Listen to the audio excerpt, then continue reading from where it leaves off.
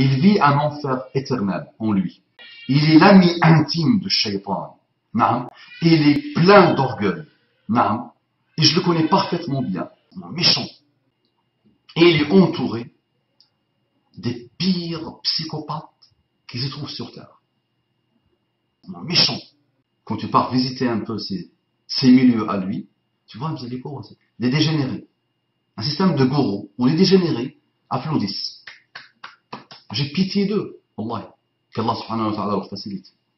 Et c'est vrai, plus ils passent du temps à consommer ce type de bassesse, plus ils deviennent incontrôlables.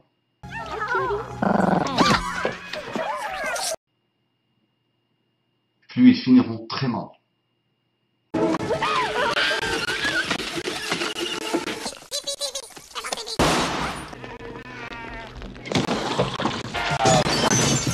Donc méfiez-vous. Il n'y a rien à tirer. D'accord? Ce sont des gens, les pauvres délabrés. Avec des financements aussi derrière. Il y a des forces puissantes qui sont derrière, attention. Ça, c'est phénoménal, ça. Machallah. Et c'est ça le déclic. C'est ça la claque. La gifle.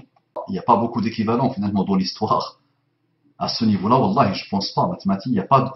À ton niveau, à toi, il n'y a pas. Il n'y a pas eu dans l'histoire musulmane, je pense. Et je pense même humaine. Il n'y a pas plus pharaon que toi. Tout le monde le sait, tu le sais très bien. Ça, c'est phénoménal, ça. Machallah. Et c'est ça le déclic. C'est ça la claque. La gifle. Mais tu es quand même pharaon très orgueilleux dans ta manière d'être depuis, je pense que tu te rappelles de la vie. Tu es dur, rabaissant, méchant, irrespectueux de l'humain.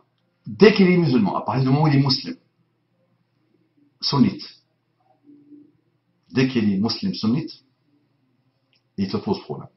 C'est avec une démarche sincère que j'essaye de te remettre en cause, monsieur Matmati, tout ce qu'il fait, tout ce qu'il dit ne peut être que douteux.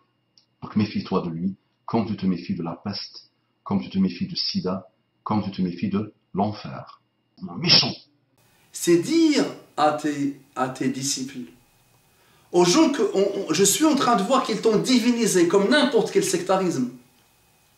Mais Habibi, ils ne peuvent pas imaginer ou supporter qu'on t'adresse une parole. Mais ils te laissent faire, ça ne les dérange pas. Chaque fois que tu attaques quelqu'un, ça les stimule. C'est même une sorte d'orgasme satanique chez eux.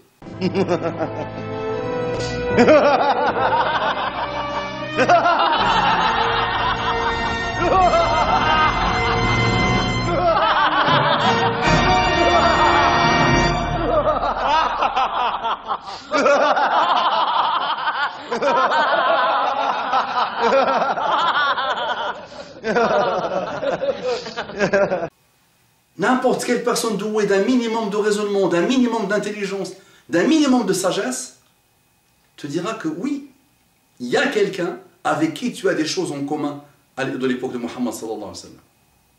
Abu Lahab.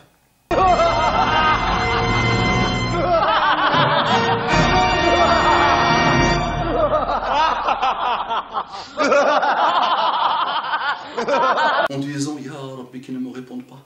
Oh, mon Seigneur, qu'ils ne me répondent pas. À l'argument, le débat, mais qu'est-ce que moi je vaux? Naam, tu vaux rien. Naam, maintenant, il faut que tu le saches. Si on ne te l'a pas dit, Wallahi, tu vaux rien. Ayons l'honnêteté, à un moment donné, de dire ce que nous sommes.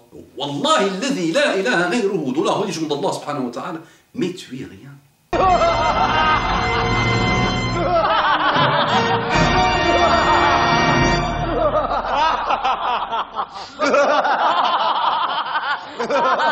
D'accord, donc imagine vous êtes laid.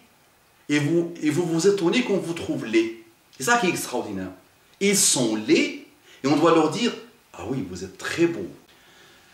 Voilà, donc vous êtes des gens isolés, des gens détestables, des gens nuisibles, des gens répugnants. Personne ne vous aime, subhanallah, et personne ne peut vous aimer, quel qu'il soit, quelle que soit sa religion. Mais malheureusement, ils durcissent après, ils deviennent beaucoup plus lourds et beaucoup plus dangereux que mathématiques. C'est ça qui est extraordinaire avec ce type de disciples. Et je les vois m'en passer, vous les amis, moi, dans toute mes vies, j'ai vu ce genre de personnages. Et je sais dans quel pétrin ils atterrissent après, et dans quel pétrin ils font atterrir le monde après.